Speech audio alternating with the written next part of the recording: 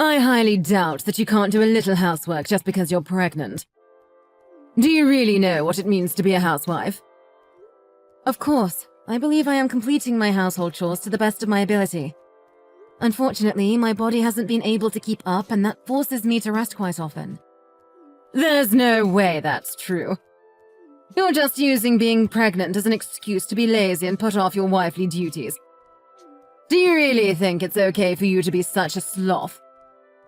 There is no way that I believe that. I am working as hard as I can and trying to do as much as possible. I heard from Heath that you've been slacking in making him meals, and the quality of his food is also dropping. To think we allowed such a miserable specimen of a wife to marry into our family. We are this close to completely giving up on a lost cause such as you. It is true that I haven't been able to make meals the same way I had been able to before. It's just that my morning sickness and nausea act up more when I smell certain foods. Even with that, I make sure Heath gets a healthy meal 3 times a day. He also says he is grateful that I am trying so hard for him. He even said that he would buy his lunches during this period to make things easier on me. He's just acting nice to you because he knows he married such a useless wife and knows he can get better food elsewhere. For the past month, all I hear from you is, "I'll try," or "I'm doing my best," and other excuses that seem thought up by a mentally challenged chimp. If the results are garbage, then it doesn't matter how hard you try. I'm sorry that I can't do things the way you want, but I am doing as much as my body will allow me at the moment. I promise to try harder to earn your respect. Try? You? How is that going to change anything? As hard as you try, things won't change much because the level that you think of hard work is still under par when compared to normal housewives like me. Since your baseline abilities are so low, I guess that's just another one of your defects. But I expect you to be able to do at least the bare minimum for my son. Since we all know that you're below average in pretty much everything, don't you think that you should be putting forth more effort to meet society norms? I have no response to that. While that may be true, I'm sure I could do more if I was able to get more advice and support from you, my mother-in-law. You want my support? Why would I lend my support to someone who doesn't try hard themselves? If you want my support, you need to earn it. No way in hell will I help someone as lazy as you and only good at giving excuses. You probably tricked Heath into having a child with you, right? What do you mean? That makes no sense at all. You wanted to keep living the sweet, easy life of being a housewife, so you're using Heath to support your lazy lifestyle and guilt him into going easy on you by getting yourself pregnant. You're just taking advantage of Heath because he makes good money, aren't you? And by having a kid, it'll be harder to cut away a parasite like you. You are the most conniving, audacious woman I have ever met. It's not like that at all.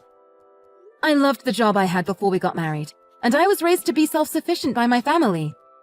Heath knows how much that job meant to me, and even he was surprised when I quit it to follow him when he got transferred to the main office.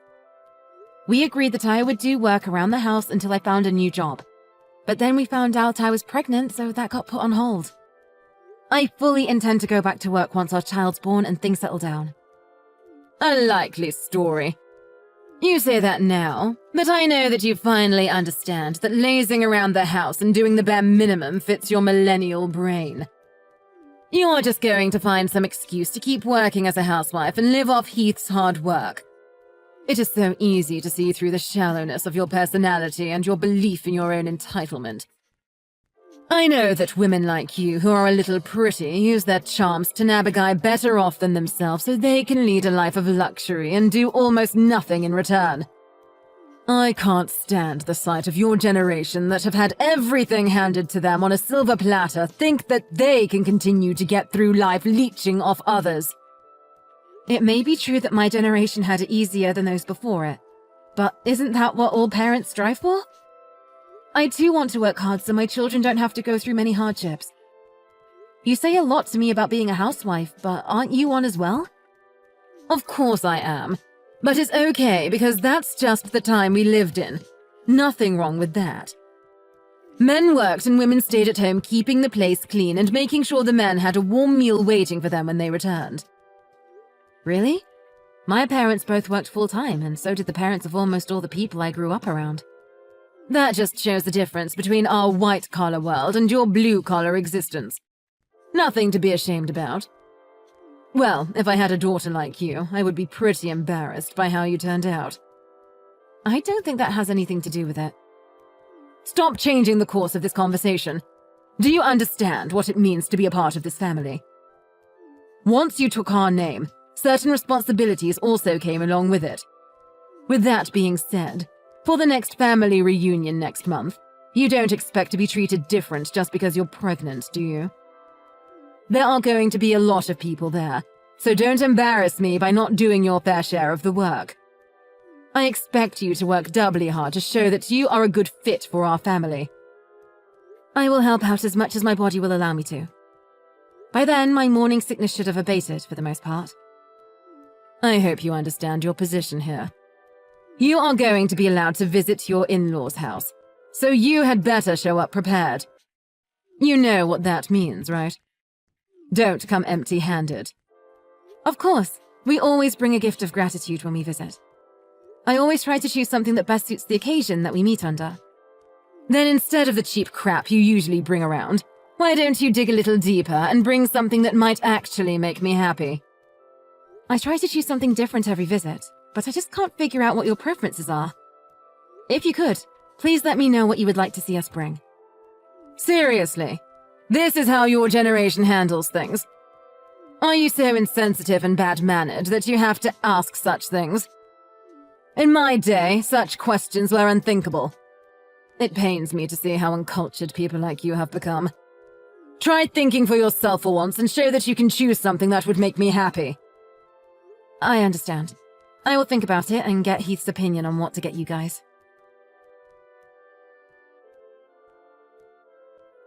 Hello, Sarah. Do you have a little time to talk? There's something that's been bothering me, and I wanted to clear it up with you. Hey, it's good to hear from you again. What can I do for you? Recently, Christy has been in a really bad mood. Unstable, really. I'm not sure if it's because of menopause or some other reason, but all she does is complain constantly. I know it's rude of me to contact you directly about it, but she is always talking poorly of you, and it is worrying me mightily. Thank you for coming to me directly with this. If there is something that I'm doing wrong, I will fix it. Could you please let me know what she's unhappy about? Well, ever since Heath first introduced you to us, I've known you as a humble and hard-working individual, so I'm not swallowing everything my wife says as the gospel truth. So if anything I say is not true, I want you to let me know. Just hearing you say that makes me feel safer and happy. Thank you for trusting me. Okay, so for example, is it true that since you quit your old job and got pregnant, you've been blowing through Heath's savings? What? That's impossible. We've been making do with the income Heath brings in every month, and haven't had to resort to either of our savings yet.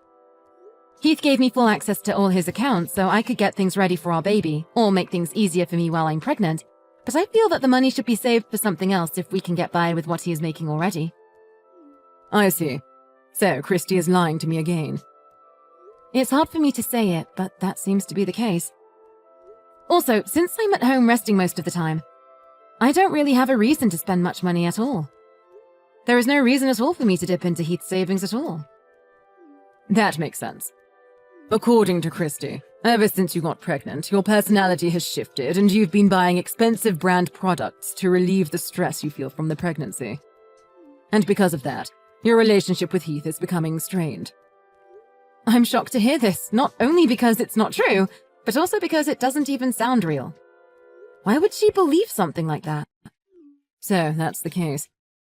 To be very honest with you, I've seen this happen before. What do you mean? I know that our extended family is meeting up at our place for a New Year's get-together, but I was wondering if the three of us, including Heath, could sit down and have a talk before then. Of course. I will check with Heath, but I'm sure it would be fine. He wanted to talk with you too.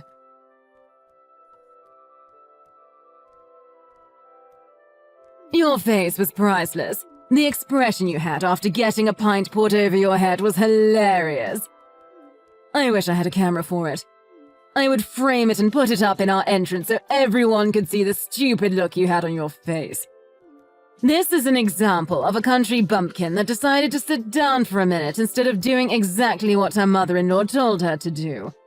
Would be the engraved caption under it. I only sat down for a minute. I didn't think that would enrage you enough to pour a whole mug of cold beer on my head. Did you really think you could take a break just because you're pregnant? How weak are you millennials anyway? It's in our house rules. Wives need to be eternally on their feet, ready to work.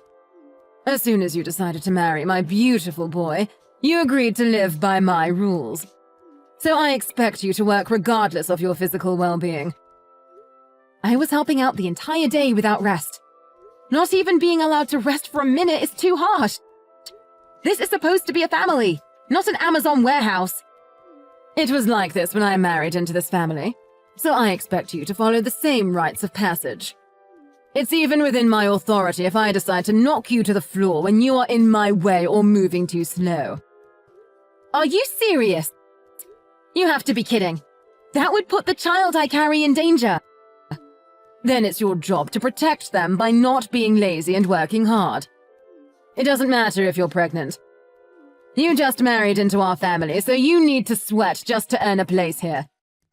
Next time I catch you resting, even for a second, you will find your butt out on the street so you can think about how useless you are being. Don't worry, I'm never coming back. Like you have a choice. When Heath wants to see me, you will have to come along as well. Then I can take good care of you at that time. Wrong. Neither Heath nor myself will ever share the same roof as you ever again. Tonight was the last time you will probably ever see either of us. Thank you for showing me how not to act as a mother-in-law when my children bring home their partners. What on earth are you talking about? Who do you think you are, talking to me like that? When you get back from changing your clothes, I am going to show you the true meaning of respecting your family. Hurry up and change. How long does it take you? This is what I'm talking about when I say you are a slow dullard. Heath has already snuck me out of the house and we are on our way home. Since you will never see me again, you no longer need to focus your anger on me. Please find something to direct your ire at.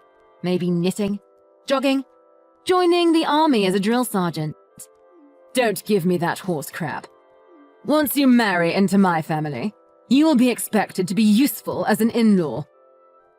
Once Heath read that you would kick me out of the house in this weather, he lost it. He said anyone who would put a mother and child in that much danger is worse than Stalin and a shame to mankind. That's how he put it, minus the expletives. Quit messing around and get in here. As long as you do as you're told, nothing bad will happen to you. So quit running your mouth like those pundits on the news. Everyone knows that expecting mothers should not be put under too much stress by working. You know this better than most, don't you, Christy? What kind of weak snowflake talk is that? Quit acting like a victim and get back here. You are so caught up in your self-righteous ranting that you haven't looked around the room at all, have you? Where is everyone? You've just been projecting your own disingenuous ideals onto me this whole time, haven't you? The lazy daughter-in-law that always shirked her duties was you, wasn't it? How dare you? How would you know anything? I heard everything from your husband. When you were pregnant with Heath, you used that as an excuse to completely stop doing housework. He said that he would come home to a dirty house and no food in the kitchen, but find you in your famous reclining Buddha pose on the sofa, laughing and snacking in front of the TV. Famous? What's that mean? Yes, it's an inside joke amongst the whole family. You were probably in that pose on your sofa during most of our conversation, weren't you? How dare you? No, I wasn't. Aunt Shelley snapped a pic and sent it to me before she snuck out 15 minutes ago.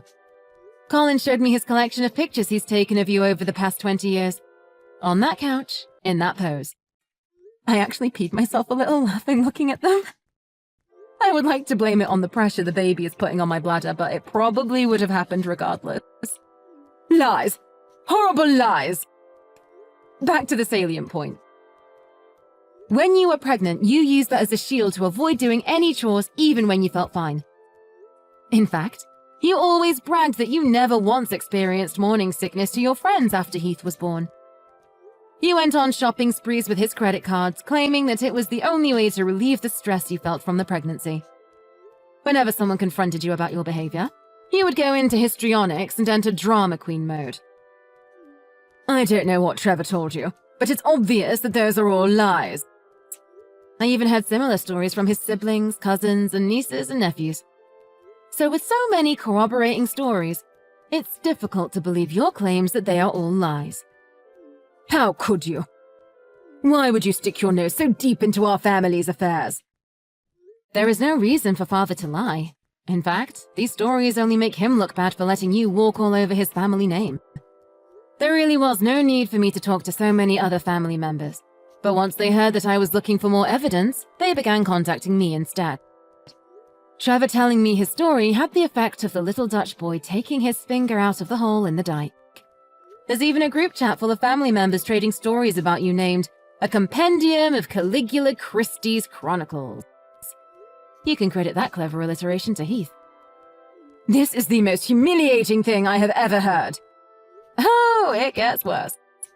Colin made an internet forum of the same name and it blew up. Oh, what? It's better if you stay clueless about that one. How could you do something so terrible to me after all I've done for you? Me? I just asked questions if my treatment at your hands was par for the course in this family, and obviously it wasn't. How dare you put me on the spot like this? So what if it's true? What are you going to do about it? I'm not going to do anything. The beer incident that you so enjoyed inducing seems to be the straw that broke the camel's back. Trevor has had it and intends to cut you off completely. What do you mean? Where is he? He's in the passenger side next to Heath. Why did you take him with you? What are you going to do to him? Whoa, stop jumping to conclusions. We didn't take anyone. He wanted to come with us because he was sickened by what you did tonight. He was in tears and on his knees begging us for forgiveness, even though he did nothing wrong. Why does he have to apologize? You were the one who was being lazy. You were the one loafing around your entire life. Trevor. No way. Yes way. He decided to reply to that after reading it. Tell Trevor to stop coddling you and get back here where he belongs. It seems that you were always the abnormal one. His parents disliked you from the beginning, but he stuck by you out of duty and the hope you would become a better person. That's not true. They loved me like their own daughter. I was the best daughter-in-law they could have ever asked for. You never brought gifts. You entered their house without greeting them. You acted like you owned everything. You disappeared into the bathroom whenever it came time to clean up during family get-togethers. You talked down to everyone like it was your right because you married the eldest son. And the most hypocritical thing of all is that you used your pregnancy as a get-out-of-jail-free card to avoid helping out during the family's New Year's party. How did your ears not burst into flames in embarrassment telling me to do all the things you refused to do? That's not exactly the way I remember things, but it's possible something like that may or may not have occurred in such a way at one point in time if viewed from a certain way in a specific context. You could have made a fortune as some politician speechwriter. You even bald-faced lied to me that you were treated the same way you were treating me. Trevor's family was nothing but accommodating to your selfish outbursts and diva-like outlandish actions. Then you had the gall to force all your work onto your son's pregnant wife. Well, I'm not young anymore, so it's only right that a younger person works harder than an older person. You are only 46. My mother and aunt are in their 50s, and they still work full-time jobs in addition to doing house chores. I think I have arthritis and cataracts, so it's dangerous for me to work too much. Well, new excuses. I've had enough. I am tired of your bullying. Father, Heath and I are done with your indolent and reckless behaviors. So before you can harm me or the life I carry within me, we will leave your life. Wait, what do you mean by that?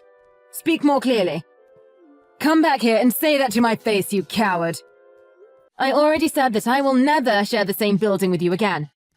Heath and Father won't allow me, and I don't want to. None of us want anything to do with you anymore.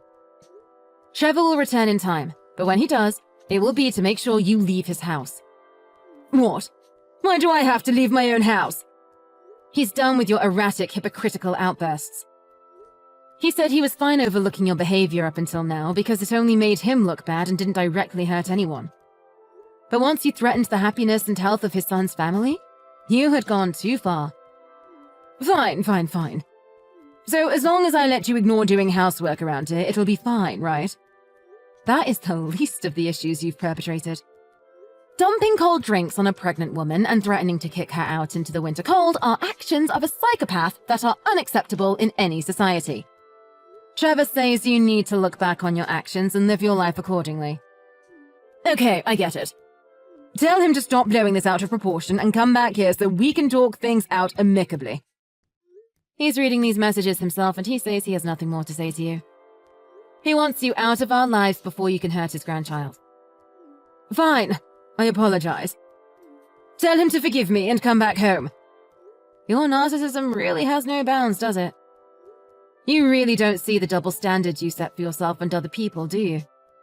What are you talking about? I treat people the way they deserve to be treated and expect people to respect me the way I deserve to be respected. It's only fair. This is the self-centered behavior everyone is talking about. I have decided that in order to protect my child from your poor influence, he will never see the face of your future grandchild. Heath says that you will never see him again as well.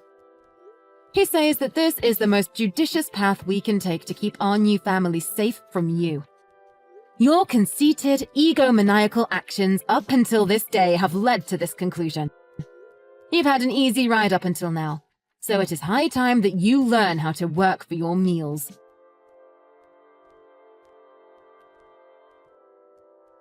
It turns out that Christy fell on her knees and cried for forgiveness from Trevor when he returned home a few weeks later. Unfortunately for her, he had had enough of her self-absorbed ways, so her apologies fell on deaf ears. He turned her out of his house after living large as a failure of a housewife, which forced her to find a part-time job so she could afford a ratty apartment to live in. We can only hope that this experience can open her eyes to her foolishness and give her a change of heart. I'm not holding my breath on that, but who knows what the future holds.